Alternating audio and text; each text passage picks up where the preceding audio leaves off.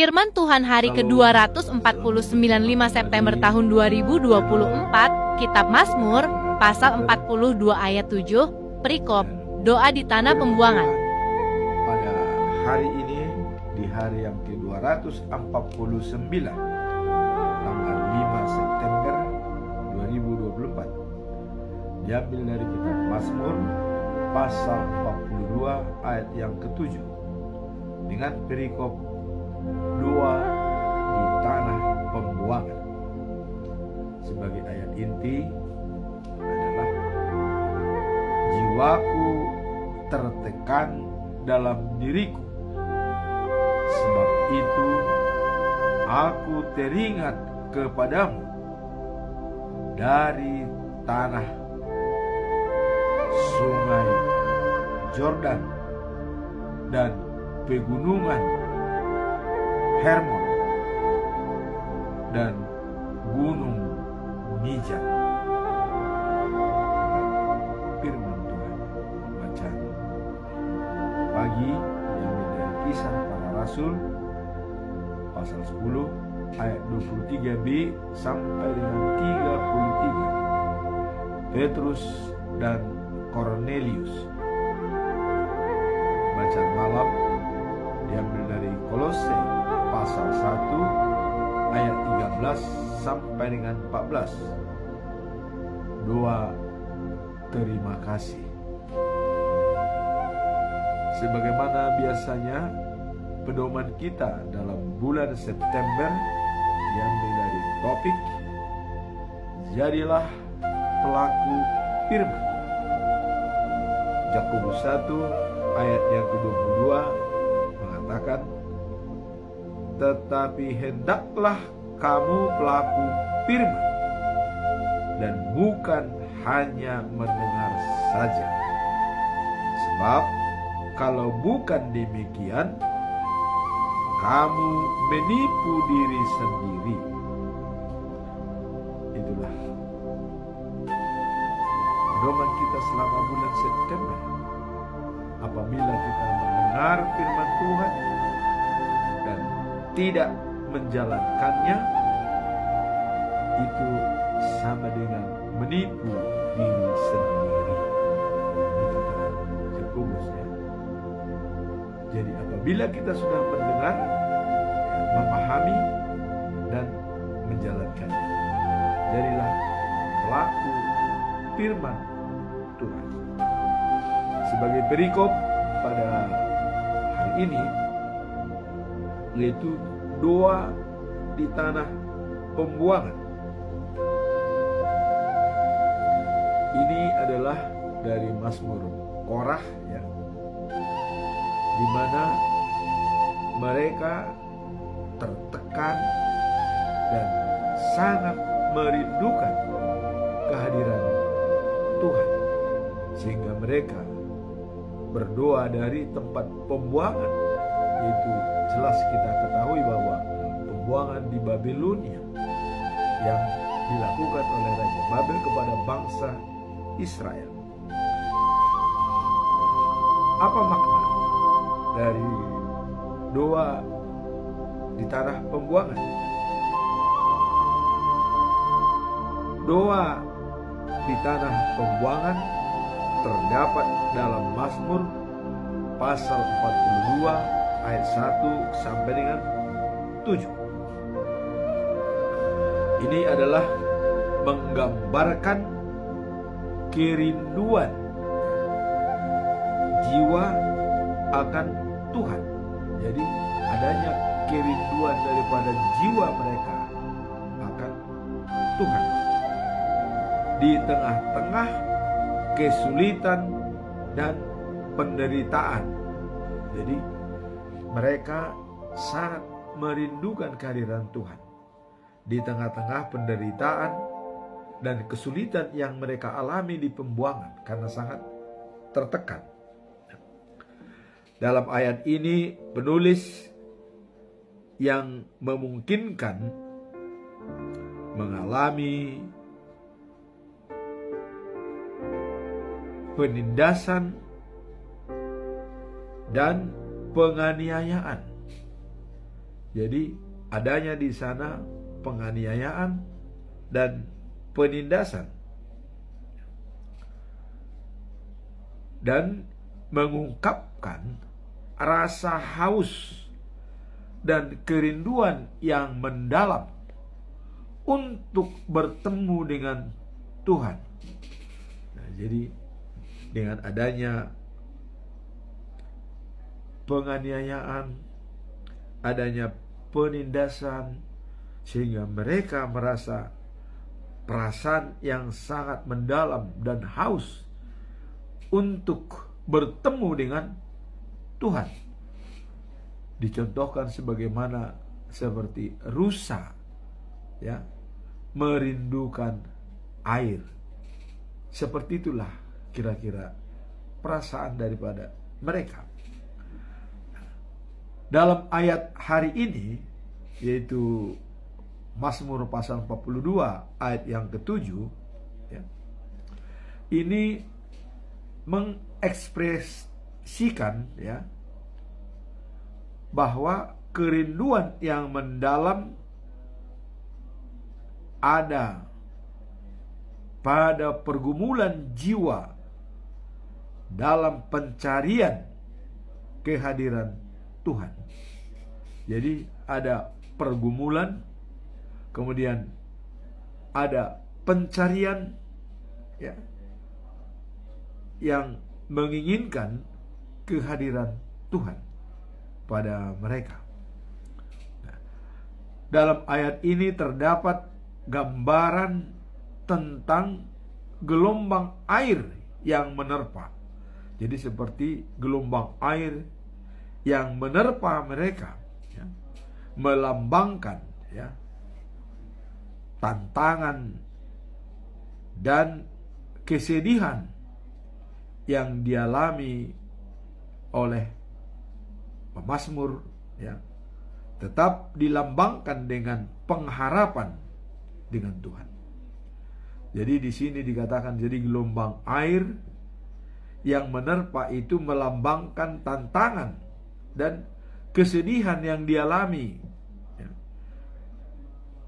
oleh mereka, ya. Namun tetap diimbangi dengan adanya harapan kepada Tuhan. Jadi walaupun mereka mengalami kesulitan, ya, dan tantangan, tapi di balik semua itu mereka tetap berharap bahwa Tuhan akan melindungi. Ini dalam diri saya, katanya dalam pasal 42 ayat 7, dalam diri saya gelora jiwa saya berkata, di mana Allahku? Jadi mereka menyatakan dalam dirinya sendiri, di mana Allahku? Itulah merupakan ungkapan daripada pemazmur tersebut. Nah, kemudian dengan ayat ini, ya, mencerminkan kerinduan yang mendalam terhadap kehadiran Tuhan di tengah-tengah kesulitan mereka. Jadi kerinduan yang mendalam kehadiran Tuhan di tengah-tengah kerinduan mereka di tanah pembuangan tersebut. Ini benar-benar memang mereka serius, ya, menghadapi kesulitan dan penindasan, tantangan yang dialami. Nah, kemudian penulis pemazmur ini menggambarkan jiwa yang bergumul dengan pertarungan yang dalam, ya, untuk mencari kepastian, ya, dan penghiburan di dalam Tuhan. Jadi adanya pertarungan yang dalam untuk mencari kepastian dan penghiburan. Artinya adanya kepastian hidup dan juga penghiburan pada mereka untuk tetap supaya Tuhan memberikan hal tersebut. Dan hal ini yang seringkali sulit ditemukan, ya. Ketika mengalami masa-masa yang kelam, nah jadi pada saat-saat mereka masa-masa yang kelam, pencarian ini menunjukkan bahwa meskipun berada dalam kesedihan atau keraguan, iman tetap berperan penting dalam mendekatkan diri kepada Tuhan. Jadi sudah dicoba mereka, ya, walaupun sulit, ya, ketika kelam, untuk mengalami masa-masa yang kelam itu mereka sulit untuk mencari dan menunjukkan, ya, bahwa kehadiran Tuhan. Tapi katanya meskipun berada dalam kesulitan atau keraguan, jadi ada kesulitan dan ada keraguan, di manakah Tuhan? Namun katanya iman, percaya tetap berperan penting, ya, untuk mendekatkan diri dengan Tuhan. Jadi iman merupakan modal utama dalam menghadapi situasi yang sangat gawat, ya, mengalami kesulitan dan gelombang badai yang dialami di pembuangan. Iman mereka tetap teguh. Jadi doa mereka, ya, di tanah pembuangan itu dikuatkan dengan iman yang teguh. Walaupun mengalami kesulitan dalam pembuangan, tapi mereka tetap setia dan percaya kepada Tuhan. Dan hal tersebut adalah perjalanan yang normal dalam kehidupan beragama. Nah, jadi artinya tantangan dan situasi dan dikuatkan dengan iman, inilah sebagai digambarkan dalam kehidupan yang beragama. Kalau kita sudah beragama, bagaimanapun tantangan yang kita hadapi, selalu yang kita duduk adalah iman, percaya kepada Tuhan, bahwa semua situasi akan indah pada waktunya. Itulah harapan daripada bangsa Israel pada waktu di pembuangan yang disampaikan oleh Mazmur ini, pemazmur, ya. Dan kalau tidak adalah kaum Korah, ya, yang menyampaikan ini, kaum Korah, Mazmur Korah di pembuangan. Dan dia, Korah ini adalah seorang yang kelompok musik daripada Raja Daud. Nah, jadi apapun tantangannya mereka dianggap begitulah kehidupan yang beragama. Pada saat kita ditekan, pada saat kita susah, pada saat kita mengalami kesulitan, iman percaya kita tidak akan goyah sedikit pun. Itulah membuat kita menjadi eksis. Nah, kemudian bacaan pagi kita ambil dari Kisah Para Rasul 10 ayat 23b sampai 33. Nah, Petrus dengan Cornelius, ya. Kemarin kita sudah melihat bahwa pesuruh daripada Cornelius yang ada 3 orang, 2 orang pesuruh dan 1 tentara, itu diminta oleh Petrus untuk menginap mereka di rumah Simon. Nah, kemudian setelah menginap, pada pagi hari atau keesokan harinya mereka pergi bersama-sama, ya, berangkat untuk memenuhi undangan daripada Cornelius. Nah, kemudian setelah mereka sampai di Kasarea, ya, tempatnya Cornelius itu, di sana sudah berkumpul banyak orang. Memang Cornelius sengaja mengundang banyak orang untuk, ya, mencoba melihat apa sebenarnya yang akan disampaikan oleh Petrus pada mereka.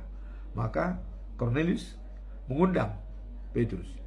Nah, setelah mereka berkumpul, ketika Petrus sampai, itu Cornelius langsung menyambut dia dan membawa masuk ke dalam dan memperkenalkan kepada semua kelompok itu. Nah, sementara Petrus ya waktu datang, jadi Kornelius ini sujud, dia sujud menyembah karena saking setianya kepada Tuhan, karena menganggap bahwa Petrus adalah merupakan wakil daripada Tuhan. Dia sujud menyembah. Tapi Petrus mengangkat tangannya. Saya adalah manusia biasa, kata Petrus. Jadi mereka berjalan dan lalu masuk ke dalam.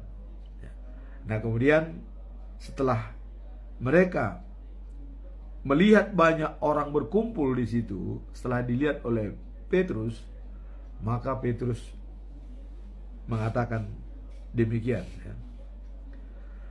Saudara-saudara sendiri tahu bahwa orang Yahudi dilarang oleh agamanya untuk mengunjungi, berhubungan dengan orang-orang dan bangsa lain. Jadi Petrus mengatakan ini. Jadi dengan bangsa lain, ya. Yahudi itu melarang berkumpul bersama dengan Yahudi. Petrus menyampaikan. Apa sebabnya Petrus mengatakan seperti itu? Karena dikatakan bahwa dilarang, ya, oleh agama Yahudi untuk mengunjungi dan berhubungan dengan orang-orang dan bangsa lain. Jadi kenapa? Karena Cornelius adalah seorang Italia, ya, seorang perwira, kapten. Sedangkan Petrus adalah Yahudi. Nah, apabila ini bertemu, nah ini dilarang. Artinya tidak mungkin bisa berhubungan gitu, orang Yahudi dengan bangsa-bangsa lain, apalagi pertemuan seperti itu.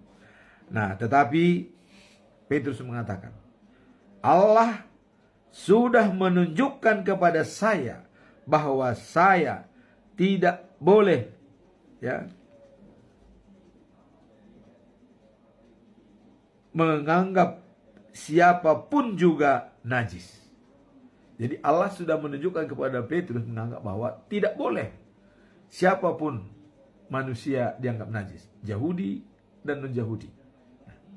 Karena dengan penglihatan Petrus pada waktu itu, ya, Tuhan Allah memberikan semua binatang berkaki 4, semua binatang yang menjalar, dan semua burung diperintahkan untuk sembelih dan makanlah. Tidak ada lagi najis. Jadi semua adalah ciptaan Tuhan, halal. Apalagi manusia, ya, ciptaan Tuhan. Sehingga semua ciptaan Tuhan yang ada di dunia ini adalah halal. Jadi tidak ada lagi najis berhubungan satu sama lain. Inilah yang dikatakan Petrus bahwa saya tidak boleh menganggap siapapun juga najis, ya, atau haram. Karena Allah sudah mengatakan binatang-binatang sendiri tidak ada lagi yang haram, apalagi manusia.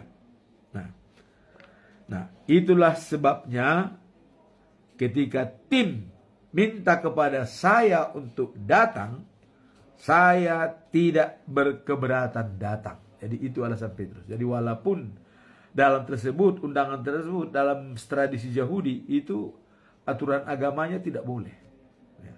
Nah, maka Tuhan Yesus mengatakan, kalian tidak akan selamat hanya diatur oleh hukum-hukum agama. Tapi dengan menerima Yesus Kristus, itulah penyempurnaan untuk semuanya. Nah, kemudian Petrus mengatakan, sekarang saya datang, katanya. Nah, kemudian mengapa Tuhan minta saya datang? Nah, ini pertanyaan Petrus. Kemudian Cornelius itu menceritakan semua yang dia alami, bahwa 3 hari lalu, kira-kira pada waktu seperti ini, katanya, ya, sekitar jam 3, ya, sore, Nah, tiba-tiba dia didatangi oleh seorang laki-laki dan mempunyai baju yang berkilauan berdiri di depannya. Nah, kemudian ada kata-kata daripada laki-laki tersebut. Apa katanya? Jadi pada waktu itu Cornelius berdoa ya di atas rumahnya pada jam 3. Nah, sehingga datanglah seorang laki-laki dengan menjawab, doamu dan kemurahanmu diterima oleh Allah dan diingat. Inilah jawaban daripada laki-laki tersebut, dan itu adalah merupakan seorang malaikat. Kemudian ada pesannya kepada saya, suruh orangmu pergi ke Yope.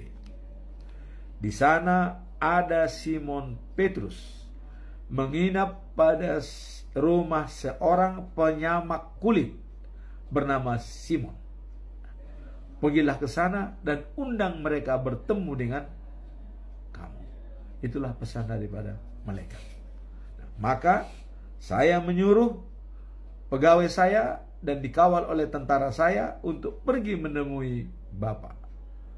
Itulah dikatakan oleh Cornelius. Itu sebabnya saya segera menyuruh orang pergi. Dan sungguh baik hati untuk datang kemari. Jadi dia menganggap Petrus itu sungguh sangat baik hati, bisa datang kemari. Nah, sekarang dia bilang oleh Cornelius ini yang bukan Yahudi ya, dia orang Italia. Sekarang kami semua berkumpul di sini di depan Allah untuk mendengarkan semua yang telah Allah suruh, ya, yang Allah suruh dan Tuhan kepada kami. Jadi Allah ya yang sudah menyuruh Tuhan untuk datang kepada mereka, dan mereka minta pencerahan dan apa yang mau disampaikan oleh Petrus.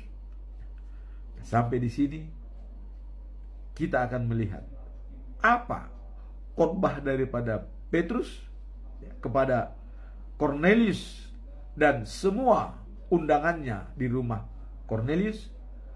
Mari kita lihat episode berikutnya besok pagi. Nah, sekarang kita masuk dalam bacaan pagi ya. Bacaan malam. Bacaan malam, nah kalau tertulis dalam Almanah KBP itu adalah dibilang Kolose 11 ayat 13 sampai 14. Setelah saya cek, ternyata itu adalah Kolose pasal 1 ayat 13 sampai 14. Dan ini sesuai dengan pengarahan Sekjen HKBP Amang Pendeta Victor Tinambunan.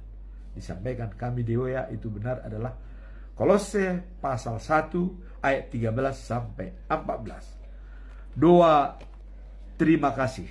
Nah, ini nyambung ya dengan doa Cornelius ya. Dan pada waktu Petrus juga berdoa, maka dia melihat penglihatan semua yang dihalalkan oleh Tuhan dilihat oleh Petrus.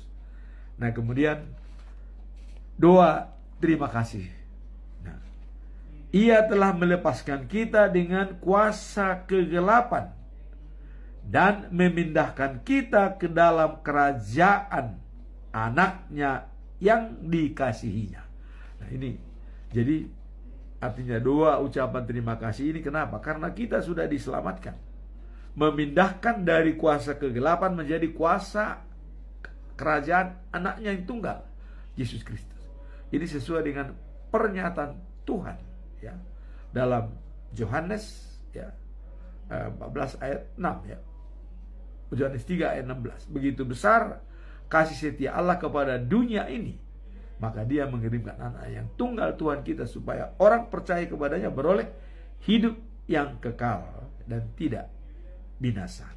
Nah, di sini dikatakan tadi bahwa doa terima kasih bahwa Ia telah melepaskan kita dari kuasa kegelapan dan memindahkan kita ke dalam kerajaan anaknya yang dikasihinya. Yang dikasihi Tuhan siapa? Yesus. Pada waktu dia dibaptis, ya, langit terbuka. Dan ada kata-kata suara dari Allah, dari langit, dari surga, dikatakan begini.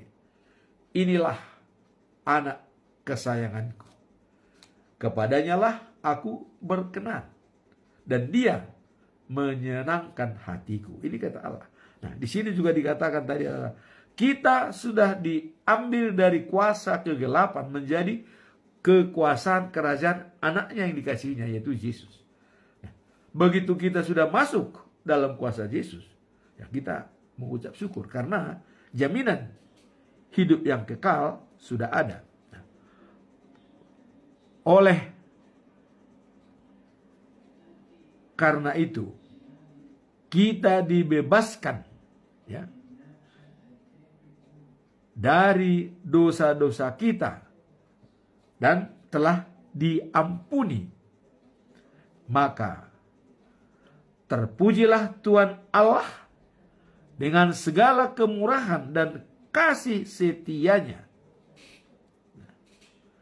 sehingga kita